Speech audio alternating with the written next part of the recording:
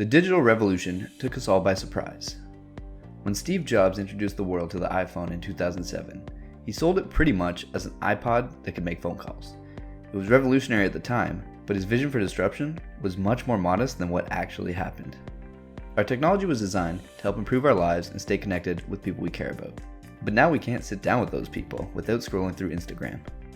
If you had told the owner of an iPhone that in 10 years they would compulsively pick up their phone 85 times a day, they may not have been so enthusiastic about it.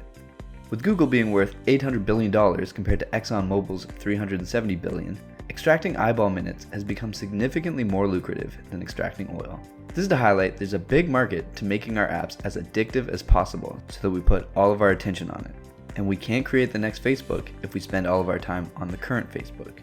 In order to actually get things done, we need to take action to ensure our attention goes to bettering our lives, making real connections with our friends, and increasing our productivity and happiness.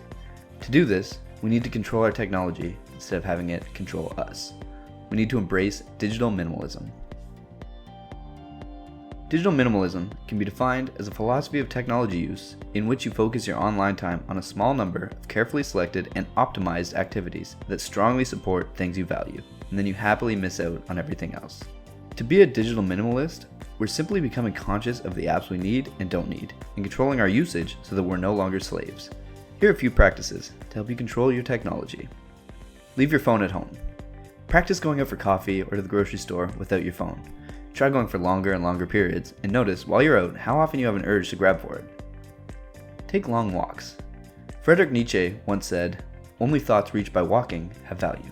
Take a long walk without your phone and just think. I've recently started doing this a couple times a week, and it's hands down one of the best practices I've adopted. Consolidate texting. Don't be available to talk 24/7. Keep your phone off or on airplane mode most of the time. Give yourself 30 minutes a few times per day to answer your missed texts. You'll realize that you don't really miss out on too much when you don't have constant access to your phone. Take a digital declutter period. Put aside a 30-day period in which you'll take a break from all optional technologies in your life. This means no Reddit, Tinder, Twitter, Facebook, anything that isn't completely mandatory that's going to affect your work life. After 30 days, you can reintegrate certain technologies that you think add to your life versus take away from it.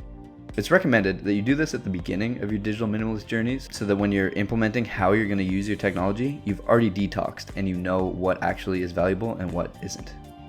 Remember that regular doses of solitude are needed to flourish as a human being. Our smartphones and apps are designed to take this away from us. Being a digital minimalist is simply being more mindful of your technology usage. When you embrace this philosophy, you'll be combating the billions of dollars that are spent to optimize your attention. This information is all from an excellent book called Digital Minimalism by Newport. If you want to go more in depth on this philosophy, pick up that book. If you like this video, check out our first summary on a Newport book, Deep Work. It's